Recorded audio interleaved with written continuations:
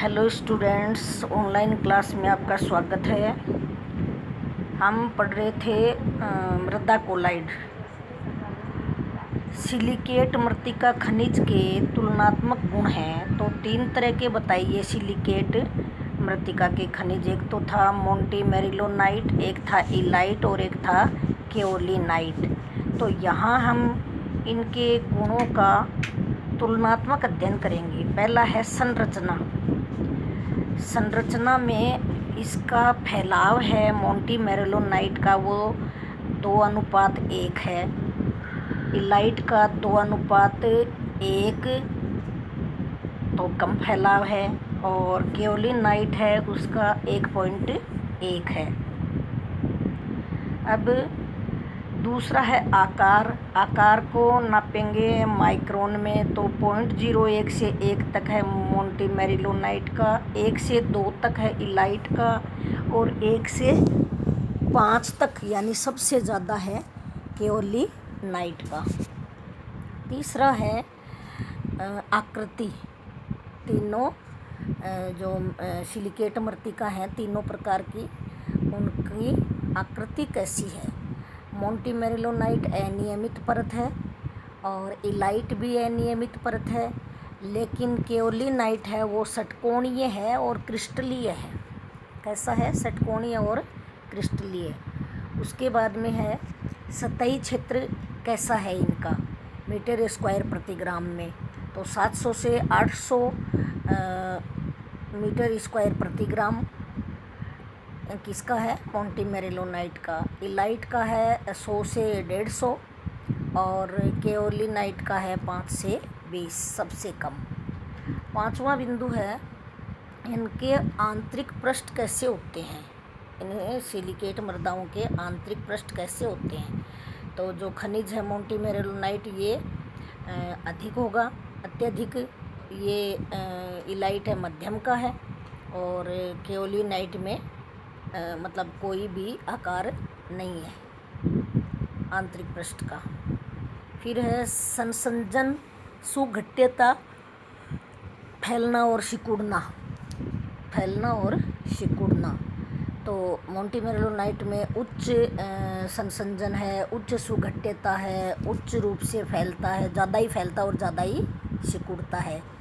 और इलाइट में मध्यम मध्यम हो जाएगा और उसमें हो जाएगा निम्न स्तर का। किसमें? केओलिनाइट में निम्न स्तर का। तो इसमें संसंजन लगता है, निम्न ही सुघट्यता है, निम्न ही फैलाव है, निम्न ही सिकुड़न है। फिर है बाह्य पृष्ठ। बाह्य पृष्ठ के लिए बाह्य पृष्ठ भी केओलिनाइट का है मध्यम, नहीं निम्न, और इलाइट का मध्यम, और इसका हो जाएगा उच्च। कैसा हो जाएगा? उच्च। उसके बाद में धनायन विनिमय क्षमता है। बाह्य पृष्ठ के बाद में धनायन विनिमय क्षमता। धनायन विनिमय क्षमता है मोंटी मेरिलोनाइट की 60 से लेकर 100 तक और इलाइट की 20 से 40 तक, यानी इससे कम। और इसकी और भी कम 3 से लेकर 15। केओलिनाइट की 3 से लेकर 15। फिर है ऋणायन विनिमय क्षमता। जिसकी धनायन विनिमय क्षमता अधिक है उसकी ऋणायन विनिमय क्षमता कम होगी। तो 60 से 80 वालों की निम्न आ जाएगी, 20 से 40 की मध्यम आ जाएगी और 3 से 15 जो कम थी उसकी हो जाएगी उच्च। उसके बाद में है प्रतिस्थापन, अन्य तत्वों से प्रतिस्थापन। एल्यूमिना परत में मैग्नीशियम और आयरन द्वारा प्रतिस्थापन होता है, सिलिका परत में एल्यूमिनियम के द्वारा, और केओलिनाइट में किसी भी धनात्मक तत्व का प्रतिस्थापन नहीं होता है।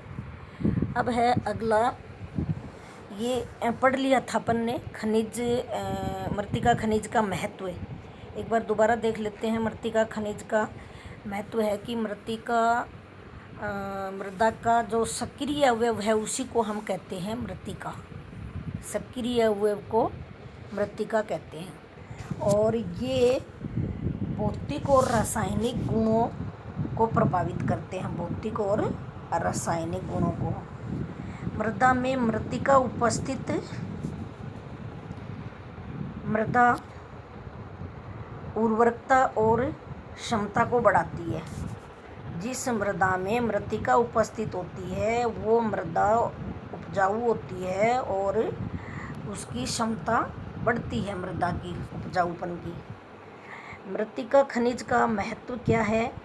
मृदा उर्वरकता। मृदा में मृत्तिका की उपस्थिति से पोषक तत्वों की प्राप्यता में वृद्धि हो जाती है, जिससे मृदा उर्वरकता में वृद्धि हो जाती है। दूसरा है जल धारण की क्षमता बढ़ जाती है। मृत्तिका के कण बहुत महीन होते हैं तथा रंध्रों का आकार भी छोटा होता है, जिससे मृदा में जल धारण क्षमता बढ़ जाती है। इससे जल का निक्षालन भी कम होता है, यानी रिसाव है, वातावरण ज़मीन पे जो लवण है वो पानी में से रिसकर कम जाएंगे ज़मीन में, उसको कहते हैं निक्षालन। तो नहीं जाएंगे, इसमें कम जाएंगे। मृदा में जल धारण की क्षमता बढ़ जाएगी, इससे जल का निक्षालन कम हो जाएगा और एक पौधे के लिए जल की उपलब्धता बढ़ जाएगी। तीसरा है धनायन विनिमय क्षमता। मृत्तिका की उपस्थिति से मृदा में धनायन विनिमय क्षमता में वृद्धि होती है। क्ले के कणों पर अधिशोषण आयन धनायन विनिमय द्वारा मृदा विलयन में घुलकर पौधों को प्राप्त होते हैं, यानी ये आयन है, ये जल में घुल जाते हैं और फिर पौधे इसको प्राप्त करते हैं। फिर अब पोषक तत्वों का अधिशोषण।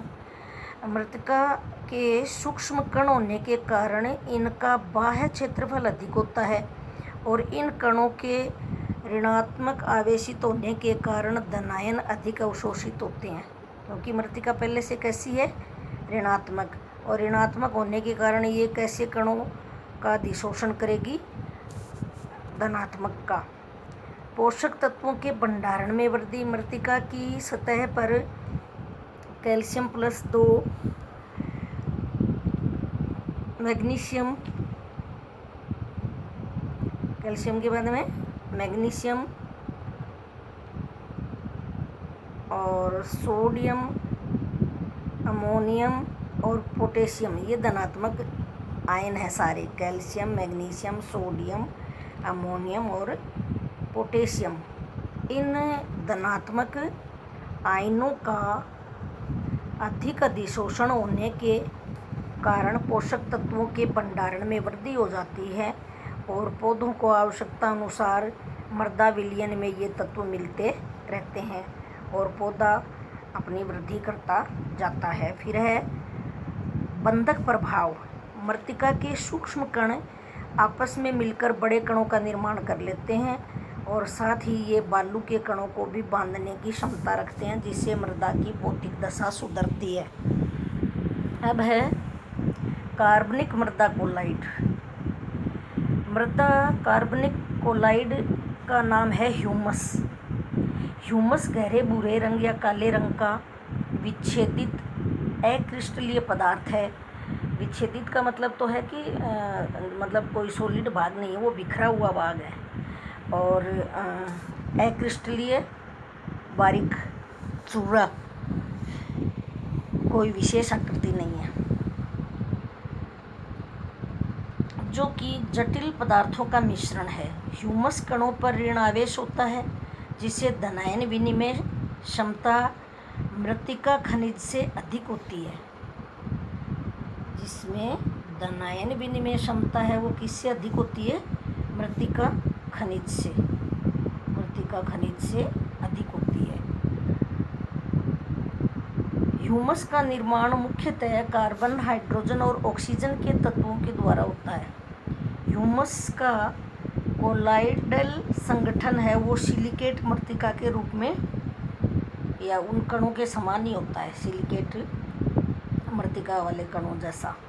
ह्यूमस के मिशेल में 2 आयनिक परतें होती हैं। अंदर की परत पर ऋणावेश होता है, जबकि बाहरी परत पर धनावेशित समूह अधिशोषित रहते हैं, यानी उस पर आकर जुड़ जाते हैं परत के ऊपर। मिशेल आयनों की परत है। इस पर hydrogen, calcium, magnesium, potassium, sodium, ammonium इत्यादि धन आयनों के रूप में अधिशोषित रहते हैं। ह्यूमस की प्रकृति पीएच मान पर आधारित होती है। पीएच मान अगर 7 है तो उदासीन है वो मृदा, और पीएच मान अगर 7 से कम है तो अम्लीय है, और पीएच मान अगर 7 से ज़्यादा है तो वो मृदा कैसी होगी? क्षारीय होगी। मृदा की आयनिक अम्लता की अवस्था में ह्यूमस पर एच आयन दृढ़तापूर्वक अवस्थित रहते हैं या चिपके रहते हैं, जिससे अन्य धन आयनों द्वारा क्या हो जाएगा? अन्य धन आयनों द्वारा सरलतापूर्वक विस्थापित नहीं किया जा सकता। मृदा की क्षारीय अवस्था में कार्बोक्सिलिक समूह उपस्थित होता है। मृदा की क्षारीय अवस्था में कार्बोक्सिलिक समूह होता है COOH। एच आयन का आयनीकरण होता है। एच आयन का क्या हो जाता है? आयनीकरण, क्योंकि अम्लीय है COOH, तो H अलग हो जाएगा धनात्मक रूप में और O पे आ जाएगा ऋणावेश। अकार्बनिक और कार्बनिक कोलाइड में अंतर क्या है? अकार्बनिक मृदा कोलाइड वो 3 बताए थे अपन ने। इसमें सिलिकेट मृतिका और आयरन और एल्यूमिनियम के ऑक्साइड होते हैं, जबकि कार्बनिक में ह्यूमस होती है। अकार्बनिक में SiAl, Fe और O तत्वों से बनती है। ये इसकी संरचना सिलिकॉन, एल्यूमिनियम, आयरन और ऑक्सीजन से बनती है। इसमें कार्बन, हाइड्रोजन और ऑक्सीजन होते हैं। क्या होते हैं? कार्बन, हाइड्रोजन और ऑक्सीजन, यानी ये कार्बनिक पदार्थ होते हैं। तीसरा है ये खनिज पदार्थ हैं और ये हैं कार्बनिक पदार्थ। कार्बनिक मृदा कोलाइड में कार्बनिक पदार्थ। चौथा है धनायन विनिमय क्षमता और जल धारण की क्षमता इनमें कम हो जाएगी है कार्बनिक में, जबकि कार्बनिक में धनायन विनिमय क्षमता और जल धारण क्षमता अधिक होगी। फिर है ऋणायन का क्षेत्र है वो OH ग्रुप के कारण है ऋणायन। इसमें ऋणायन स्रोत है वो एसिड समूह और OH और फिनोलिक समूह भी हो सकता है। OH एक तो साधारण मतलब OH समूह और एक है फिनोलिक OH, तो ये एसिड OH और फिनोलिक समूह के कारण कार्बनिक मृदा कोलाइड में ये गुण होंगे। फिर है धनायन विनिमय क्षमता है वो 3 से लेकर 100 सेंटीमोल किलोग्राम होती है प्रति किलोग्राम। और जो कार्बनिक मृदा कोलाइड है इनकी धनायन विनिमय क्षमता है वो 150 से 300 सेंटीमोल प्रति किलोग्राम होती है। अब है मृतिका कणों पर आवेश की उत्पत्ति कैसे होती है? मृतिका कणों पर आवेश की उत्पत्ति, तो मृतिका कणों पर आवेश की उत्पत्ति के लिए 2 प्रकार से होगी। ये मृतिका कणों पर ऋणावेश पाए जाते हैं और इनकी उत्पत्ति 2 प्रकार से होती है। पहली है खुले क्रिस्टलीय किनारे। क्या है पहली? खुले क्रिस्टलीय किनारे। सिलिका और एल्यूमिना परतों के किनारों पर असंतुष्ट संयोजकताएं होती हैं। कैसी संयोजकताएं? असंतुष्ट का मतलब है वहाँ पे कोई यौगिक जुड़ा नहीं है, बंध बनानी है, इसलिए उसकी संयोजकता पूरी नहीं हुई है। तथा बाहरी सतहों पर ऑक्सीजन और हाइड्रोक्सिल समूह होते हैं। क्या होते हैं? हाइड्रोक्सिल और ऑक्सीजन समूह, जो ऋण आवेशित स्थान के रूप में काम करेंगे। OH- आयन और O-2 ये समूह सिलिकॉन और एल्यूमिना अणुओं से चिपक जाते हैं। उच्च पीएच पर इन OH मूलकों का H विघटन द्वारा अलग हो जाता है और ये आवेश पीएच मान पर निर्भर करता है। किस पे करता है? पीएच मान पे। मान लो सिलिकॉन हाइड्रोक्साइड है और OH आयन की फिर अधिकता हो रही है, तो यहाँ पे जल बन जाएगा। ये वाला H और ये OH मिलकर क्या बना देंगे? जल। और बच गया क्या? SiO minus. SiO minus. ऐसे ही एल्यूमिनियम हाइड्रोक्साइड और OH माइनस ये मिलकर क्या करेंगे? ये भी जल बनाएंगे और साथ में क्या हो जाएगा? Aluminium oxide AlO minus. इसके बाद है समाकृतिक प्रतिस्थापन। मृदा कोलाइड में एक जैसे आकार परंतु धनात्मक संयोजकता वाले एक आयन द्वारा दूसरे आयन को प्रतिस्थापित करना प्रतिस्थापन कहलाता है। उदाहरण के लिए मृत्तिका में Si का प्रतिस्थापन है वो एल्यूमिनियम के द्वारा हो रहा है। तो यहाँ देखो, इसमें सिलिका की परत है, मान लो OSiO, तो इस पे अभी कोई आवेश नहीं है, लेकिन यह आवेश रहित परत है। और अगर हम, कैसी है ये? आवेश रहित।